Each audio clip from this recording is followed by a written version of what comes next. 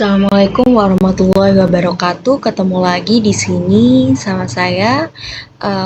Di sini kali ini saya akan menjelaskan mengenai benchmark ekonomi digital dunia.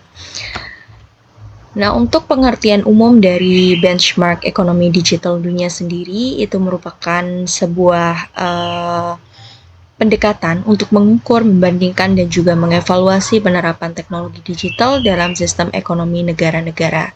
Nah, tujuan dan fungsi dari benchmark ekonomi digital ini untuk mengetahui posisi relatif suatu negara dalam ekosistem ekonomi digital global dan juga menjadikan sebagai alat bagi pembuat kebijakan dalam merancang strategi transformasi digital. Nah, di sini ada beberapa pengertian benchmark menurut World Bank dan juga McKinsey, di mana menurut World Bank-nya itu benchmark ekonomi digital ini meliputi koneksivitas digital, layanan keuangan digital, dan juga kebijakan pemerintah terkait transformasi digital.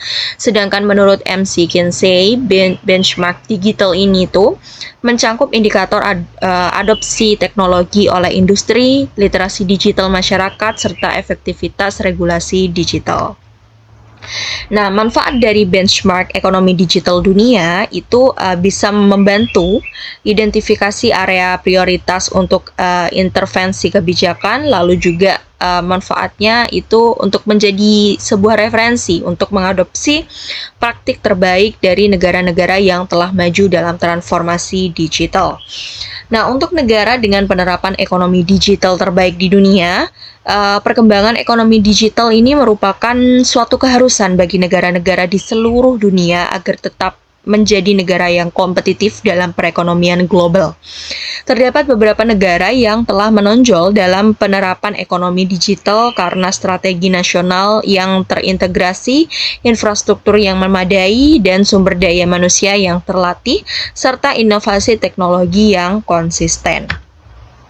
Nah, Amerika Serikat ini merupakan sebuah negara ya sebagai pelopor utama untuk bidang ekonomi digital.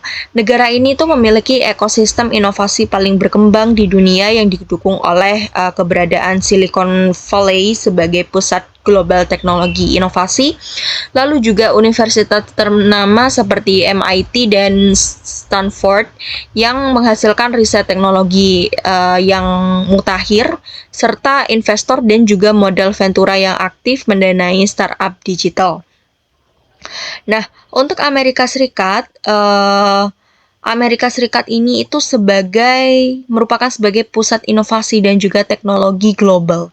Jadi kiblatnya inovasi dan juga teknologi global ini itu pusatnya ada di Amerika Serikat.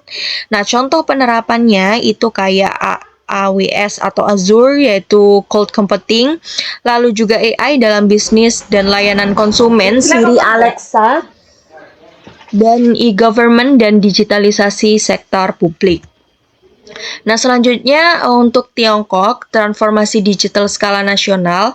Tiongkok ini tuh merupakan contoh negara yang mampu mengubah dirinya menjadi kekuatan ekonomi digital secara tepat dan juga sistematis. Pemerintah Tiongkok ini memosisikan transformasi digital sebagai bagian dari strategi nasional dan fokus pada kemandirian teknologi seperti kayak local tech champion, lalu juga dominasi pasar digital domestik dan ekspansi global. Nah, contoh dari penerapan di daerah Tiongkok itu dengan penggunaan Alipay dan juga WeChat Pay sebagai pembayaran ya biasanya, kayak misal di pasar-pasar, pelosok-pelosok, dan juga pedagang kaki lima itu biasanya sudah menggunakan atau menerapkan WeChat Pay, meskipun ada beberapa yang masih menerima uang cash gitu ya. Lalu juga di Tiongkok ini mereka menerapkan smart city dan juga kamera pintar dan dominasi e-commerce lokal seperti Alibaba. Nah, untuk negara dengan penerapan ekonomi digital terbaik di dunia, perkembangan ekonomi digital itu merupakan suatu keharusan ya bagi negara-negara di seluruh dunia agar tetap kompetitif dalam perekonomian global. Nah, terdapat beberapa negara yang sudah menonjol dalam penerapan ekonomi digital karena strategi nasional yang terintegrasi dan juga infrastrukturnya yang memadai. Nah, Sumber daya manusia yang terlatih dan juga inovasi teknologi yang konsisten ini diperlukan untuk suatu negara dalam penerapan ekonomi digital yang terbaik di dunia.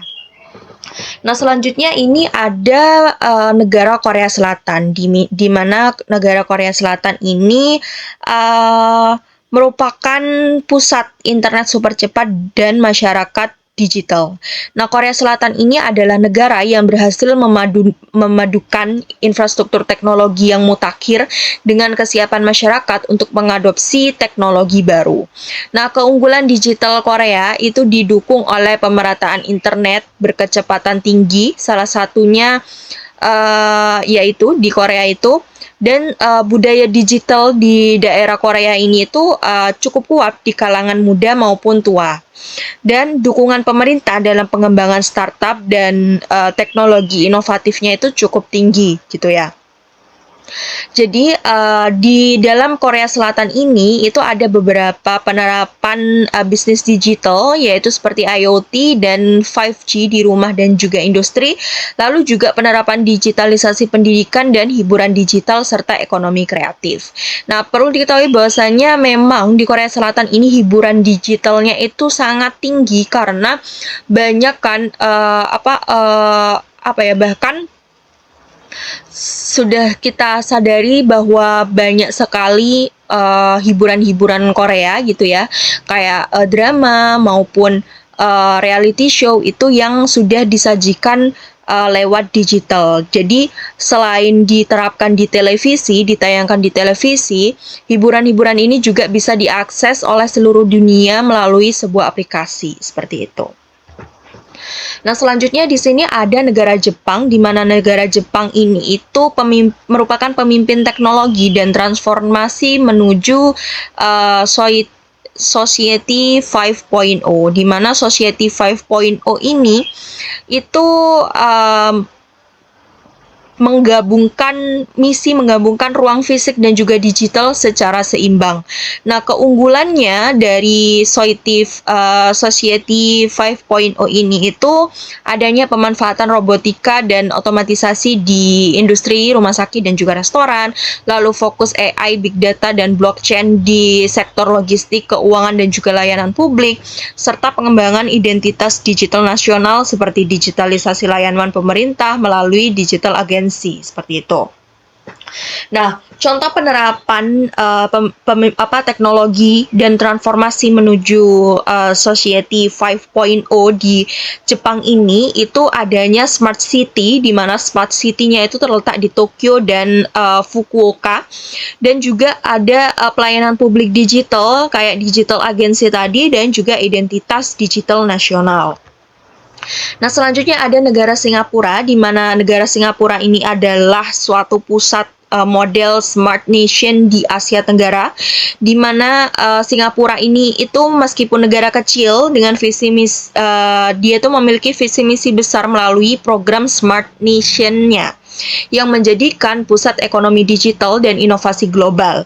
Nah, keunggulan dari Smart Nation ini itu terletak pada infrastruktur teknologi yang kuat dan aman, lalu kebijakan digital yang jelas termasuk pengelolaan data dan keamanan cybernya, dan juga kolaborasi erat antara pemerintah, swasta maupun akademisi. Nah, contoh penerapan di Singapura ini itu adanya SingPass atau akses semua layanan publik, juga ada transportasi cerdas dan juga pembayaran digital, serta pusat riset dan vintage regional di Singapura. Nah, untuk indeks dan juga parameter pengukuran ekonomi digital itu bisa menggunakan ICT Development Index atau IDE, di mana di situ ada indeks pembangunan teknologi informasi dan juga komunikasi, lalu juga bisa melalui DESI, melalui NRI, Global Innovation Index, dan juga EGDI, seperti itu. Nah, untuk ICT Development Index atau IDE disusun oleh International Telecommunication Union, yang bertujuan untuk mengukur pengembangan TIK antar negara secara global dan juga memberikan panduan bagi negara dalam membuat kebijakan berbasis data. Nah, IDI ini terdiri dari 3 subindeks utama, yaitu ada akses titik 40%, penggunaan titik 40%, dan keterampilan TIK 20%. Nah, akses TIK 40% ini tuh di mana di dalamnya ada pemilik telepon tetap per 100 penduduk, kepemilikan ponsel seluler per 100 penduduk, lalu juga kepemilikan komputer rumah tangga dan akses internet di rumah. Nah, penggunaan TIK 40% itu terdiri dari persentase penggunaan internet, langganan internet broadband tetap, dan juga langganan mobile broadband aktif. Dan yang terakhir adalah keterampilan TIK, di mana keterampilan TIK ada 20%, di mana di angka ini itu muncul karena angka melek huruf dewasa, lalu juga partisipasi pendidikan menengah dan tinggi. Nah, untuk DESI ini diciptakan untuk mengukur kemajuan digital masyarakat dan ekonomi suatu negara, khususnya negara-negara di Uni Eropa. Nah, dimensi pengukurannya itu harus menggunakan koneksivitas, keterampilan digital masyarakat, penggunaan internet oleh individu, integrasi teknologi digital oleh bisnis, dan juga layanan publik digital. Nah, selanjutnya ada NRI, Network Readiness Index, di mana NRI ini memiliki kesiapan merupakan bisa menilai suatu kesiapan suatu negara dalam mengadopsi dan memanfaatkan teknologi digital secara maksimal. Dalam NRI ini ada 4 pilar pengukuran, ada teknologi, people, government, dan impact-nya. Nah, selanjutnya ada GII, di mana GII ini disusun oleh WIPO.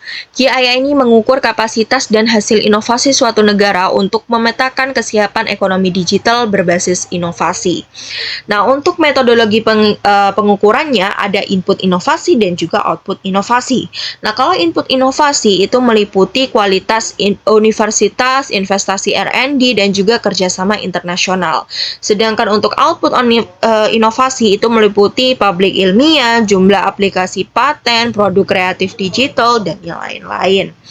Lalu selanjutnya ada EGDI, di mana EGDI ini diterbitkan oleh United Nations Department of Economic and Social Affairs atau UNDESA, di mana EGDI ini menilai seberapa baik negara dalam menggunakan teknologi untuk memberikan layanan publik secara digital. Nah, di dalam EGDI ini ada yang namanya OSI atau Online Service Index, di mana di dalamnya itu adalah portal layanan publik daring, transparansi, dan juga open data. Lalu juga ada TII atau Telecommunication Infrastructure Index, di mana di dalamnya ada jumlah pengguna internet, broadband, dan juga seluler. Dan yang ketiga ada HCI atau Human Capital Index, di mana Human Capital Index ini adalah sebuah angka melek huruf pendidikan dasar dan tinggi. Nah, posisi Indonesia dalam Indeks Ekonomi Digital Dunia menurut NRI 2023 yang diterbitkan oleh Portulance Institute, Indonesia menempati peringkat ke-72 dari 134 negara dalam ekonomi digital. Jadi Indonesia ini termasuk di tengah-tengahnya gitu. Jadi nggak yang terlalu disorot, nggak yang terlalu ke bawah gitu.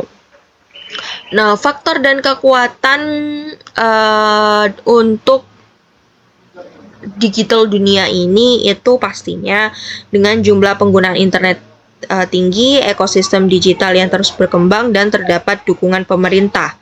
Kayak harus menerapkan gerakan Smart City, 100 Smart City, Digital Talent Scholarship, dan yang lain sebagainya. Lalu juga di dalam membangun digital dunia ini, sebuah negara itu memiliki tantangan utama, di mana infrastrukturnya di Indonesia ini itu belum merata, lalu juga kecepatan internetnya itu rendah, dan rendahnya literasi digital.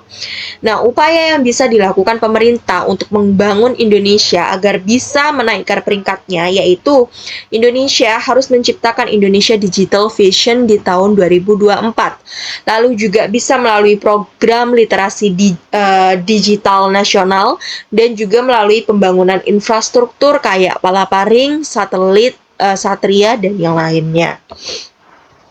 Nah, peluang ekonomi digital di Indonesia itu sebenarnya banyak dari segi e-commerce, vintage, aircraft, digital, digitalisasi UMKM gitu ya. Itu bisa. Nah, untuk strategi apa sih yang bisa diadopsi dari negara benchmark? Itu bisa kita menggunakan Estonia model e-confirm, lalu juga bisa meniru Singapura dan juga Korea Selatan.